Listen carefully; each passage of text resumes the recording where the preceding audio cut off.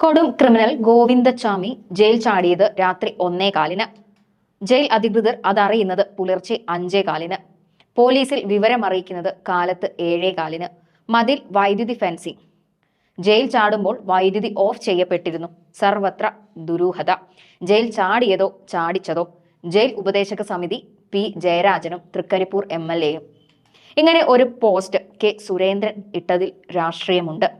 ഭരണപക്ഷത്തിന്റെ വലിയ ഒരു വീഴ്ച തന്നെയാണ് ഇപ്പോൾ നമ്മൾ കണ്ടത്. ഒരു പ്രതി ജയിൽ ചാടിയപ്പോഴും പിടിക്കുമ്പോഴും കണ്ട ആവേശത്തോടെ ഈ പോസ്റ്റിനെയും കണ്ടാൽ മതി.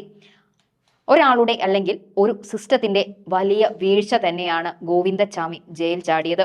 ഗോവിന്ദച്ചാമിയുടെ ജയിൽ ചാട്ടം 1.5 മാസത്തെ ആസൂത്രണത്തിനൊടുവിലാണെന്ന് പ്രാഥമിക മൊഴി പുറത്തു വന്നിട്ടുണ്ട്.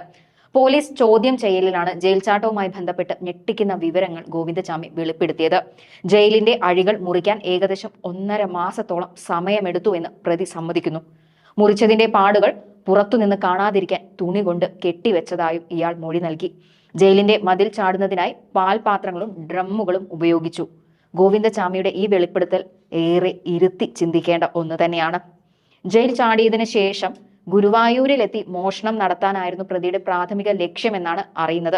കവർച്ച ചെയ്യുന്ന പണവുമായി മറ്റ് സംസ്ഥാനങ്ങളിലേക്ക് രക്ഷപ്പെടാനായിരുന്നു പദ്ധതി എന്നതും കേൾക്കുന്നു. റെയിൽവേ സ്റ്റേഷൻ എവിടെയാണെന്ന് വ്യക്തമായി അറിയാത്തത് കൊണ്ടാണ് താൻ DC ഓഫീസ് പരിസരത്ത് എത്തിയതെന്നും ഗോവിന്ദച്ചാമി മൊഴി നൽകി. ഇത്രയൊക്കെ ചെയ്തിട്ടും സിസ്റ്റത്തിന് പറ്റിയ വീഴ്ച തുറന്നു പറയാൻ ഒരാളും പേടിക്കേണ്ടതില്ല. പറയുന്നവരെ പൊട്ടനാക്കുന്ന താൻ വലിയ പരാജയമാണ്. ഇതിലും വലിയ വിഡ്ഢിത്തമാണ് ഇങ്ങനെ പറയുന്നത്. പഹൽഗാമിൽ ഉണ്ടായ പോലെ ഇവിടെയും സുരക്ഷാ വീഴ്ചയുണ്ടായി. ആഭ്യന്തര വകുപ്പിന്റെ വീഴ്ചയായി കണക്കാക്കേണ്ടതില്ല. തുടർ നടപടികൾ ഉണ്ടാകും. സംഭവത്തിൽ CPIM നേതാവ് പി ജയരാജൻ മാധ്യമങ്ങളോട് പറഞ്ഞതാണിത്. നമ്മൾ കെ സുരേന്ദ്രന്റെ പോസ്റ്റിലും പി ജയരാജന്റെ പരാമർശം ഉണ്ടായിട്ടുണ്ട്.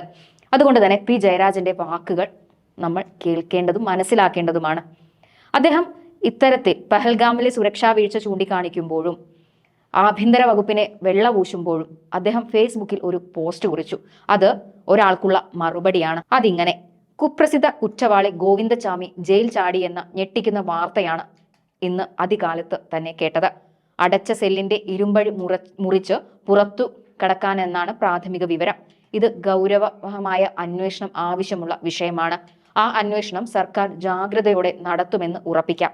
എന്നാൽ ഈ ജയിൽ ചാട്ടം ആസൂത്രിതമാണോ എന്ന് സംശയിക്കത്തക്ക നിലയിൽ ചില രാഷ്ട്രീയ കേന്ദ്രങ്ങളിൽ നിന്ന് പ്രചരണം അഴിച്ചുവിടുന്നുണ്ട്. അതിന്റെ തെളിവാണ് BJP നേതാവ് കെ സുരേന്ദ്രന്റെ ഇക്കാര്യത്തിലുള്ള പ്രതികരണം. സെൻട്രൽ ജയിൽ ഉപദേശക സമിതി അനൌദ്യോഗിക അംഗങ്ങളെ സൂചിപ്പിച്ചുകൊണ്ട് സുരേന്ദ്രൻ നടത്തിയ പ്രസ്താവന BJP സംസ്ഥാന പ്രസിഡന്റ് സ്ഥാനത്ത് നിന്ന് പുറത്താക്കപ്പെട്ടതിന് ശേഷമുള്ള അദ്ദേഹത്തിന്റെ മനോനിലയാണ് വ്യക്തമാക്കുന്നത്. കോഴിക്കോട് ജില്ലയിലെ ഉള്ളേരിയിൽ നിന്നും കുതിരവട്ടവും തമ്മിൽ ദൂരം വളരെ ചെറുതാണ്. അദ്ദേഹത്തിന്റെ മനോനില പരിശോധിക്കാൻ BJP പ്രവർത്തകരോട് അഭ്യർത്ഥിക്കുന്നു. ഇതോടൊപ്പം ഈ ജയിൽ ചാട്ടത്തെ തുടർന്ന് സമൂഹത്തെ ജാഗ്രതപ്പെടുത്തുന്നതിന് പകരം ഇത് കാര്യവും രാഷ്ട്രീയ മുതലെടുപ്പിന് വേണ്ടി ഉപയോഗിക്കുന്ന BJP നേതാവിന്റെ ഹീനമായ ശ്രമത്തിൽ നിന്ന് അദ്ദേഹത്തെ പിന്തിരിപ്പിക്കാൻ ഉപദേശിക്കണമെന്നും താല്പര്യപ്പെടുന്നു. ഇപ്പോൾ താങ്കൾ പറഞ്ഞതും പ്രശ്നം ഗുരുതരമാവുന്നതിന് മുമ്പ് അല്ലെങ്കിൽ പിടികിട്ടുന്നതിന് മുമ്പ് കെ സുരേന്ദ്രൻ പറഞ്ഞതും രണ്ടും രാഷ്ട്രീയ മുതലെടുപ്പാണ്. നിങ്ങൾ അദ്ദേഹത്തെ വിമർശിച്ചു, അദ്ദേഹം നിങ്ങളെയും വിമർശിച്ചു. അത് സ്വാഭാവികമായി ഉണ്ടാകുന്ന ഒരു പ്രക്രിയയാണ്. ഗോവിന്ദച്ചാമി കേരളത്തിൽ സ്കൂളിൽ പഠിക്കുന്നില്ല എന്ന് പറഞ്ഞ മന്ത്രിയുടെ നേതാക്കളായ നിങ്ങളെ പോലെയുള്ളവരിൽ നിന്ന് ഇത്തരത്തിലുള്ള വാക്കുകളെ പ്രതീക്ഷിക്കുന്നുള്ളൂ. അതിൽ കൂടുതലൊന്നും ആരും പ്രതീക്ഷിക്കുന്നില്ല. ആ രീതിയിലാണ് ഇപ്പോൾ നിങ്ങൾ സഞ്ചരിക്കുന്നത്. ജയിലിലെ ഗുരുതര സുരക്ഷാ വീഴ്ചയിൽ 4 ഉദ്യോഗസ്ഥരെ സസ്പെൻഡ് ചെയ്തതുകൊണ്ട് തീരുമാനമാകുമോ? സെല്ലിന്റെ അഴിമുറിച്ച് 7.5 മീറ്റർ ഉയരമുള്ള മതിലും ചാടി ഒരു കൈയില്ലാത്ത കൊലയാളി രക്ഷപ്പെട്ടിട്ടും അധികൃതർ അറിഞ്ഞത് മണിക്കൂറുകൾ വൈകിയാണ്. അത് വലിയൊരു അപാകതയാണ്. രാവിലത്തെ പരിശോധനയിൽ തടവുകാരെല്ലാം അഴിക്കുള്ളിൽ ഉണ്ടെന്ന് ഗാർഡ് ഓഫീസർക്ക് റിപ്പോർട്ട് നൽകിയിരുന്നു. മതിലിലെ തുണി കണ്ട ശേഷമാണ് ജയിൽ ചാടി എന്ന് അറിയുന്നത്. വീണ്ടും പരിശോധിച്ചപ്പോഴാണ് ഗോവിന്ദച്ചാമിയാണ് ചാടിയതെന്ന് അറിയുന്നത്.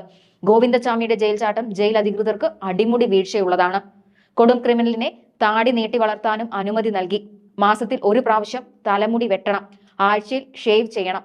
ഇതാണ് ചട്ടം. ഇത് പാലിച്ചോ? ഗോവിന്ദച്ചാമി താടി നീട്ടി വളർത്തിയിട്ടും ജയിൽ ഉദ്യോഗസ്ഥർ വിലക്കിയില്ല. മോഷണം നടത്തി തമിഴ്നാട്ടിലേക്ക് രക്ഷപ്പെടാനായിരുന്നു ഗോവിന്ദച്ചാമിയുടെ പദ്ധതി. കമ്പി മുറിക്കാൻ ആയുധമെടുത്തത് ജയിൽ വർക്ക്ഷോപ്പിൽ നിന്നാണെന്ന് ഗോവിന്ദച്ചാമി മൊഴി നൽകിയിരുന്നു.